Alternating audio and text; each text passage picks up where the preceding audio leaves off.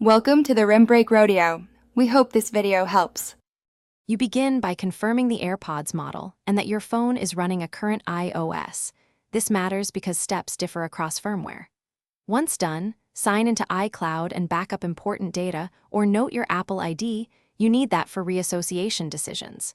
Next, disable Bluetooth briefly to force rediscovery, then open the Find My app.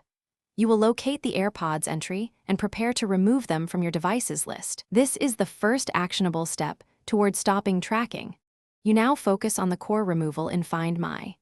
Tap Devices, select your AirPods, and choose Remove this device. The app asks you to confirm with your Apple ID to prevent accidental unpairing. If the AirPods are offline, pick Remove when found so the change applies later, or proceed to physically reset the AirPods by placing them in the case, holding the Setup button until the light flashes amber then white. Make sure to recheck the device list after the reset to verify removal. You finish by forgetting the AirPods in Bluetooth settings. Tap the eye icon and choose Forget this device, then reboot your phone to clear caches. If the AirPods still appear in Find My, reset network settings on your device or perform the AirPods factory reset again to clear residual pairing data. Make sure to sign out and back into iCloud if necessary.